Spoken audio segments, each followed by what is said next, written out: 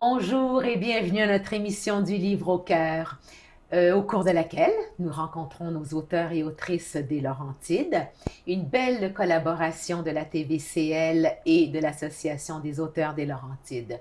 Aujourd'hui, nous rencontrons Karine Raymond. Bonjour. Bonjour. Karine, tu as un parcours évidemment qui t'a emmené vers l'écriture, bien que tu sembles avoir fait ça quand même assez tôt, mais tu as commencé par l'art plastique dans tes intérêts. Oui, oui. Et là, tu as tergiversé dans ta tête, est-ce que je dessine ou est-ce que j'écris? Je pense que c'était ça. Raconte-nous un petit peu comment t'en es venue à écrire, parce que tu fais ça à plein temps maintenant. Presque à plein temps, oui. Je le faisais à plein temps, maintenant un peu moins. Je suis revenue justement au design graphique dans lesquels j'ai fait un bac. Oui. Mais oui, j'ai choisi d'abord les arts plastiques au cégep pour ensuite aller en design graphique à l'université. Oui. Et j'hésitais beaucoup entre aller en littérature ou en art parce que j'aimais les deux de façon égale. Et ce qui m'a décidé drôlement, c'est parce que je lis lentement. Et je pouvais pas m'imaginer lire tous ces livres-là. Je pensais que je serais pas capable. Donc, je suis allée plus vers les arts. Et le métier de design graphique m'a emmenée dans une maison d'édition. Voilà. Le chemin était tracé sans que tu le saches. La vie fait bien les choses. Oui, oui, très bien, parce que justement, j'étais en contact avec des gens qui étaient dans le livre. J'ai vu des personnes qui n'avaient pas étudié en littérature écrire des romans. Ça m'a dit, ah bon, OK, ça se fait, on peut faire ça. Ça m'a comme ouvert l'esprit. Et à un moment donné, j'ai dit, ben je vais essayer. Je vais essayer de voir si je suis capable. Alors, comment t'es-tu lancée? Je me suis lancée, j'ai commencé à écrire la série Ranaï. Oui. Et je l'ai écrit au complet, les 2 tomes. Et j'ai eu la chance d'avoir quelqu'un qui m'a commenté les 50 premières pages quand j'ai eu terminé. Oui. Et je me suis rendu compte qu'il fallait que je le réécrive en entier. Pourquoi? Il y avait plein de petites choses. Je comprenais mal mes points de vue. On changeait de point de vue, puis on se rendait pas compte qui parlait, dans quelle tête on était. Donc, il y avait un problème à ce niveau-là. Il y avait... Une cohérence, peut-être, oui, des fois qu'on oublie quand on part dans notre imaginaire. Oui, c'est ça. Il y avait aussi des cohérences au niveau technique. Je voulais faire mes colonies sur Mars, mais je voulais qu'un personnage aille sur Mars et revienne dans un temps qui se pouvait pas. Oui, mais c'est quand même c'est quand même du fantastique. C'est quand même donc on peut bien faire ce qu'on veut dans ce temps-là. Oui, non, il faut quand même faire attention. Oui, il faut quand même faire attention. Okay, il y a quand même des règles de cohérence. Oui. Si ça prend 8 ans à se rendre sur Mars, il faut pas décider tout à coup que ça prend 4 heures ou 4 ans. Il faut quand même, à moins d'expliquer qu'il y a une nouvelle technologie qui permet d'y aller rapidement, mais sinon, les fans de science-fiction vont le savoir. Les fans de science-fiction. Parce que vraiment, quand on va dans un style, il y a un lectorat qui est là et assidu et connaisseur, et puis il ne faut pas les leurrer. Non, on ne peut pas. Il faut faire beaucoup de recherches, puis il faut qu'on soit, qu'on soit faire informé. Des recherches pourtant dans le fantastique, dans ce qui n'existe pas vraiment ou qui n'est pas tangible dans notre ère actuelle, c'est quand même quelque chose. Moi, je parle sans connaissance de cause. Dans le fantastique, on peut s'imaginer justement des trolls ou de la magie ou quelque chose. Ça, c'est bien. Oui. Mais moi, j'étais plus dans l'anticipation. C'était plus, je me projetais de ce qui pourrait arriver de façon assez réaliste dans 100 ans. Donc, je devais suivre quand même quelque chose de réaliste. Ouais. Moi qui n'étais pas du tout dans ce genre de lecture, j'avoue qu'au moment où j'ai lu tes livres, j'avais bien apprécié. Oui, j'avais bien apprécié. Tu m'avais emporté vraiment dans ton monde et je me suis fait avoir. Je m'étais fait avoir. Je me suis dit, tiens, voilà, hein, on pense pas qu'on aime lire ce genre de choses ou enfin qu'on est attiré plutôt pour ce genre de choses. Et puis, on finit par se laisser emporter par l'histoire. D'ailleurs, tu as gagné le prix Cécile Gagnon, Jeunesse Univers. J'étais la finaliste. Tu étais la finaliste? Oui, finaliste à prix Cécile Gagnon et Imaginaire... Jeunesse Univers, il y avait un prix Jeunesse Univers. Je me rappelle plus. Oui, bien c'est ça, j'étais finaliste aux 2. Écoute, tes premiers écrits, puis là, bang! Oh oui, c'était super, pas les choses à moitié. Chanceuse. Oui, hein? Bien, ça m'a donné le petit coup de pouce pour me dire, c'est bon, tu sais, parce que même si on est publié par une maison d'édition, on a toujours le doute, est-ce que je suis vraiment assez bonne pour être auteur? On a toujours ce doute-là. Oui, hein? Oui. Donc, ça t'a rassuré? Oui. Ça t'a permis de mieux t'asseoir dans ton rôle. Oui. Et puis, il n'y a rien d'acquis, évidemment. On sait bien qu'il faut toujours quand même qu'on travaille, mais c'est quand même très particulier que dès nos premiers écrits, notre premier roman, ben, on est déjà remarqué. Donc, ça doit donner un bon coup de pouce. Oui. Et c'est encourageant, finalement. Oui, très encourageant. Très encourageant. Ensuite, ben, écoute, j'ai découvert donc, parce que tu les présentes ici, raconte-moi un peu les histoires là, de tes nouvelles. Ben, nouvelles, c'est dans des revues, comme la revue Solaris et Brin d'éternité, sont spécialisées dans la science-fiction et le fantastique. Donc, quand on a le goût d'écrire des histoires un peu plus courtes, on n'a pas toujours envie de se lancer dans des 200 pages, ça permet quand même de publier en attendant qu'on fasse quelque chose de plus grand. Ben, de continuer à faire aller notre imaginaire aussi, oui. De façon peut-être plus courte mais oui. qu'un livre. Mais c'est très différent, mais c'est très formateur d'écrire des nouvelles parce que justement, on a à condenser l'histoire, accrocher vite le lecteur, lui présenter rapidement l'univers, le faire rentrer rapidement et conclure aussi. Donc, c'est tout un art. Oui, puis ça m'a formée. En fait, celle-là, je me suis dit, si je publie une nouvelle, c'est que je suis capable de retravailler Ranaï quand j'avais eu mes commentaires. Et j'ai réussi à publier cette nouvelle-là. Ça m'a dit, OK, donc j'ai compris quelque chose. Et je pense que ce que j'ai bien compris, c'est que un chapitre, pour moi, maintenant, je l'écris comme une nouvelle. J'ai un début, un milieu, une fin. Il va avoir vraiment comme une mini-histoire à chaque chapitre. Même si c'est toute la même histoire qui se suit jusqu'à la fin, tu traites chaque chapitre particulièrement selon ce style-là. Oui. D'ailleurs, je vais te poser une question. Ça t'a pris combien de temps à réécrire, Anaïs? À réécrire, quand on t'a demandé de le réécrire.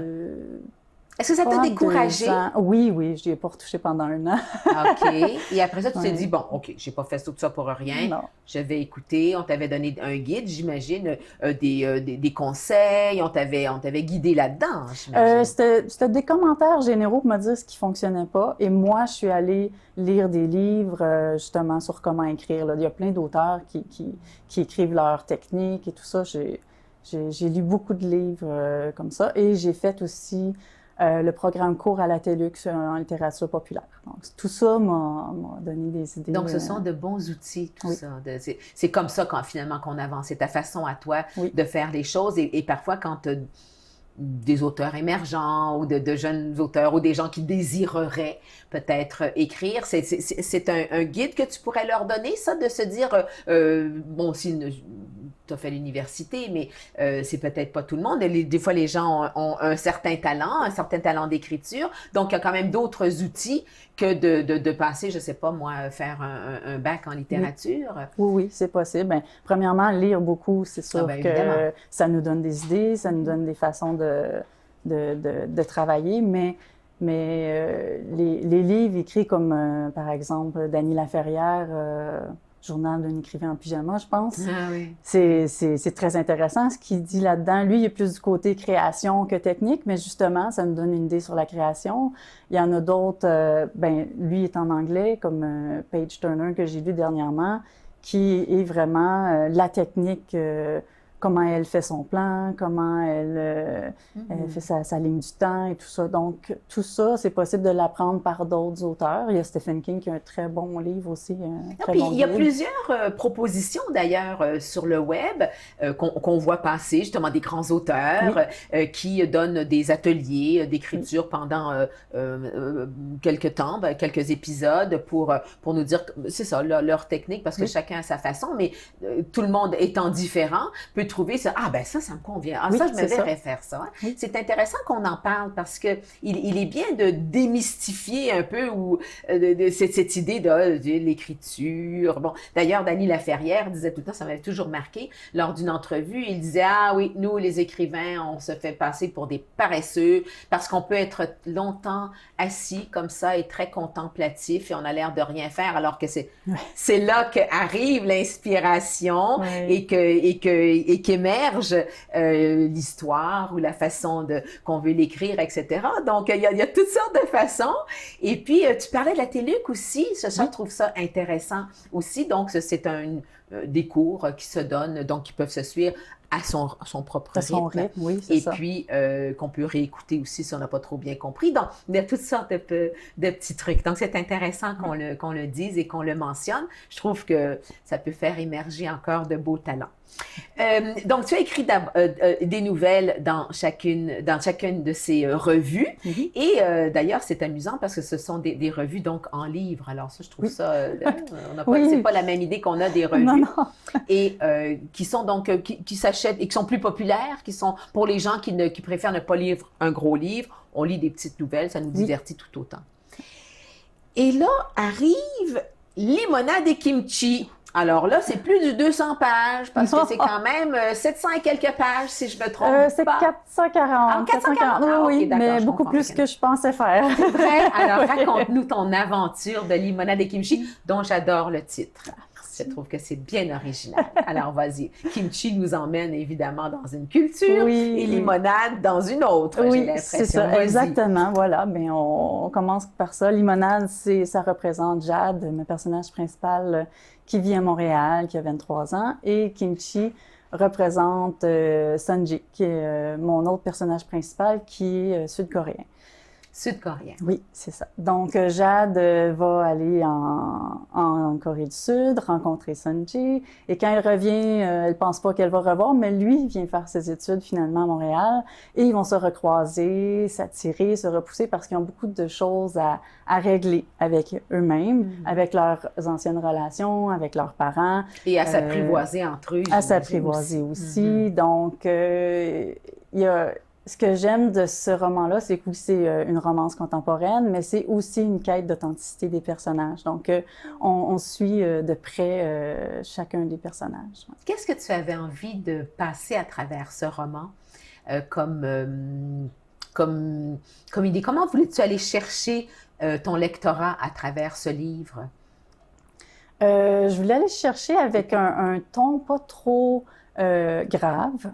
D'ailleurs, le titre est quand même assez joyeux, mais pas non plus tomber dans la comédie romantique, souvent qu'on appelle chick lit. Je voulais être comme entre les deux. Donc, parce que je voulais que ça soit drôle, léger, mais je voulais aborder quand même des thèmes qui sont plus sérieux, justement, comme le deuil ou même j'aborde, mais c'est pas un thème important, mais avec son ancien petit ami, il y a eu une certaine forme de violence et tout ça. Donc, je voulais parler de ça aussi. Oui. Donc, tu mets une certaine conscience dans ce livre, en tout cas. Même dans les autres, d'ailleurs, on disait que tu avais des préoccupations écologiques et humanistes même à travers Teranaï, qui était quand même de la fiction. Hein, plus que de la fiction, finalement, même du fantastique. Fantastique, je pourrais... Non. Oui. Parallèle, hein, c'est comme un anticipation univers... ou science-fiction. D'accord. Oui. Alors, il y a quand même une conscience qui est là. Donc, est-ce que c'est important pour toi d'apporter... le mot est peut-être pas un justificatif dans tes écrits pour amener les gens à réfléchir ou à éveiller quelque chose de particulier qui te tient à cœur dans nos causes actuelles? Je veux pas être moralisatrice. Non. En fait, puis c'est pas non plus, mon but n'est pas de passer un message, jamais. C'est vraiment juste de donner du bon temps au lecteur. Mais je veux parler de ce qui m'intéresse. Donc, veux pas, je m'intéresse à ce qui se passe au niveau de l'écologie, au niveau même du féminisme en ce moment. Tu sais, il y a quand même un début de réflexion féministe dans Limonade et Kimchi. Et tout ça se retrouve évidemment dans mes romans. Comme je suis tombée en amour avec les drames sud-coréens, c'est pour ça que ça se passe en partie en Corée du Sud. Est-ce que tu as dû faire de la recherche pour justement,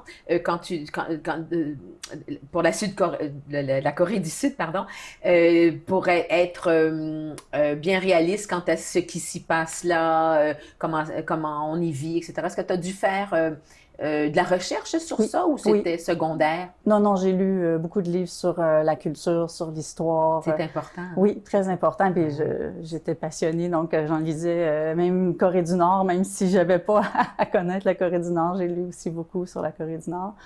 J'ai évidemment regardé beaucoup de drames sud-coréens parce que c'est ça qui m'a amenée à écrire sur la Corée du Sud.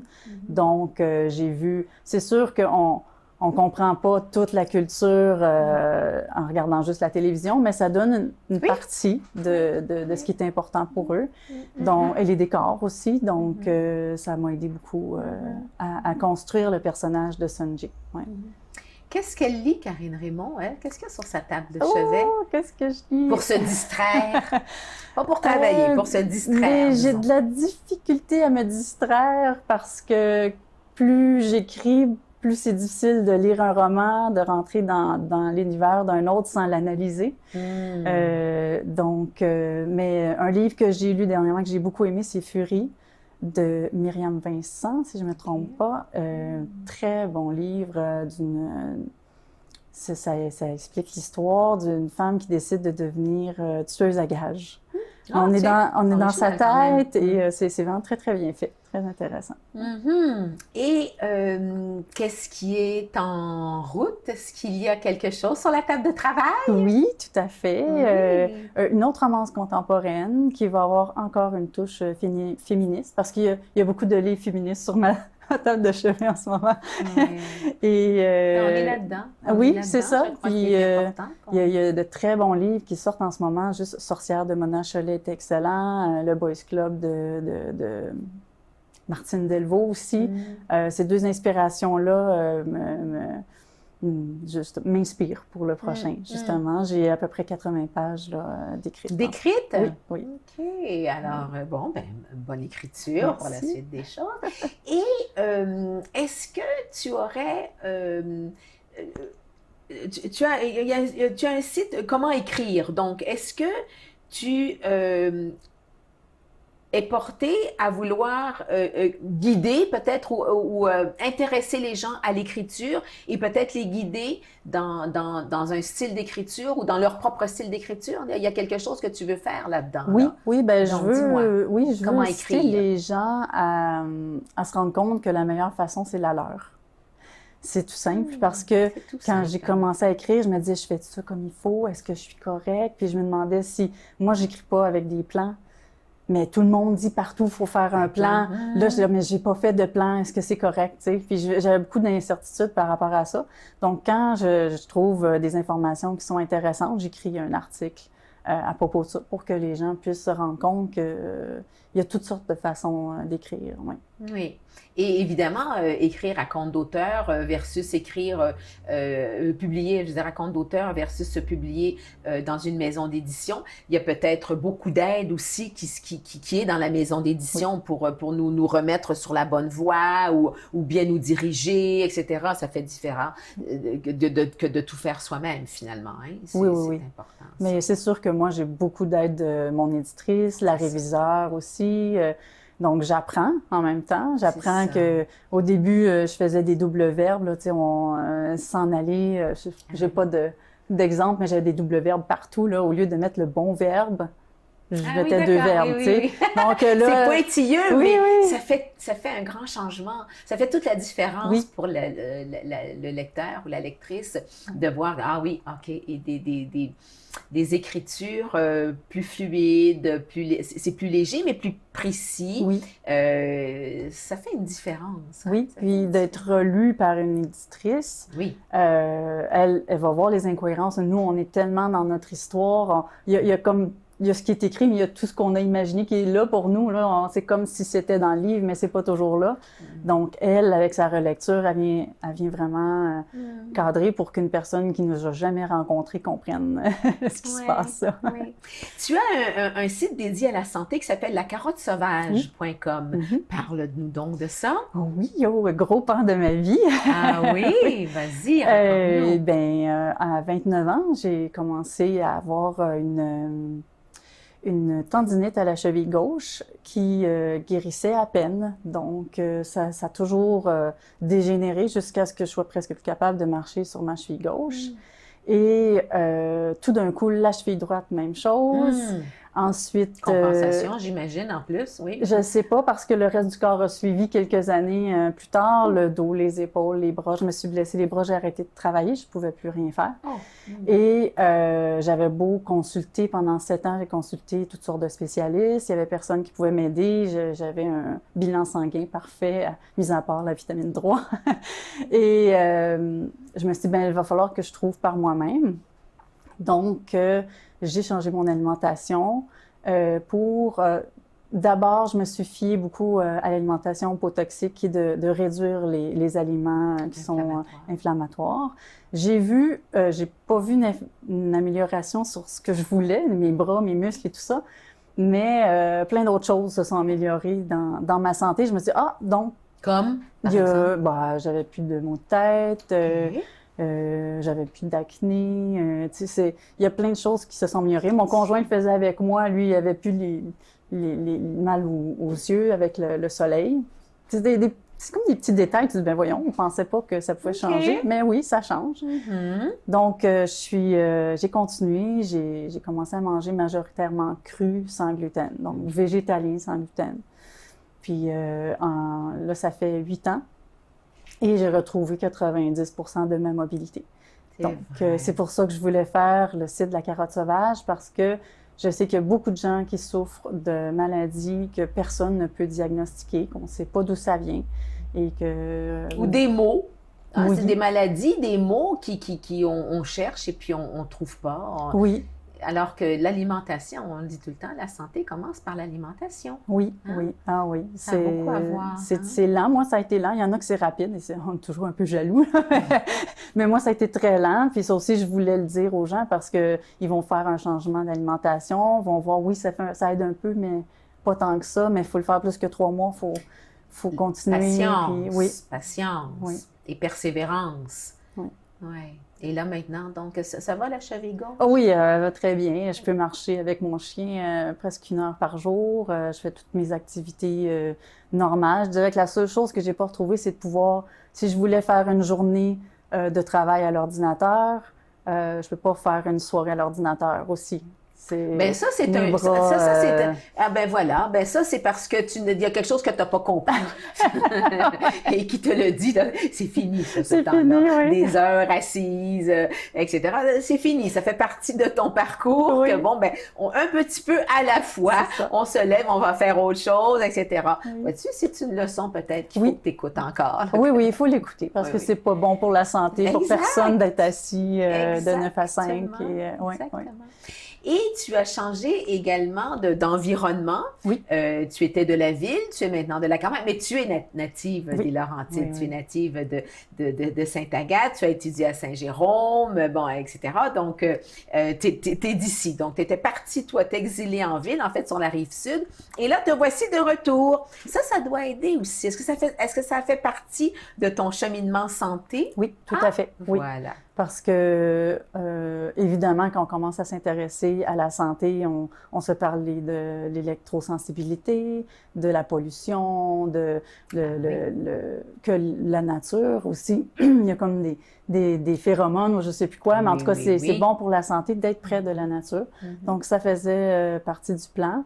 Et aussi de cultiver moi-même mes légumes, parce que plus on mange local, plus on a de nutriments. Donc, ça faisait... Alors, tu jardines, tu promènes en forêt, tu respires le bon air, tu écris de belles choses. Est-ce que l'art plastique a encore une place dans ta vie? Bien oui, j'ai fait le couvert de limonade et kimchi. Donc, c'était un petit dessin que j'avais fait parce que j'aime dessiner de temps en temps.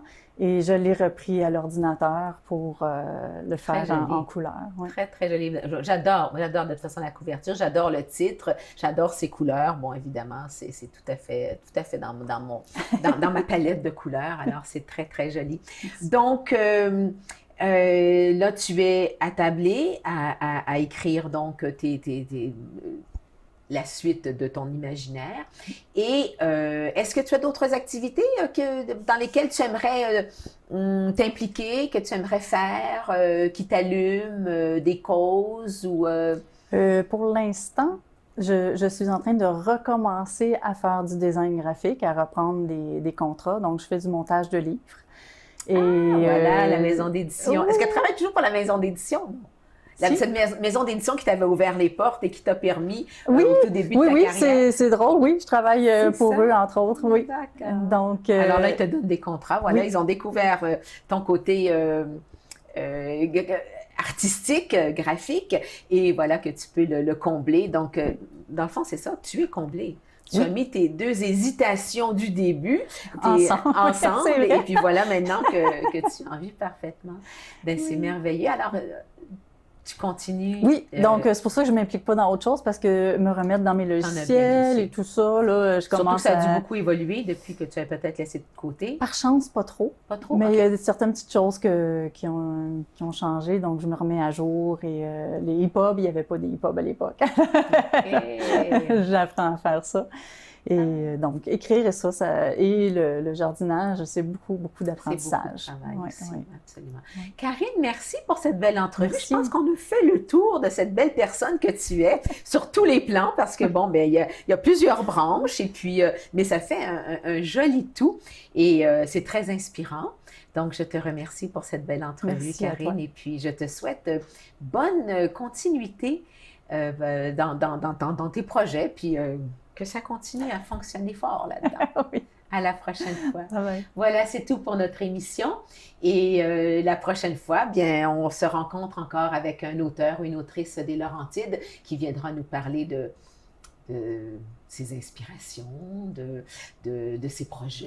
Et il y en a tellement dans les Laurentides. Soyez à l'affût. À la prochaine!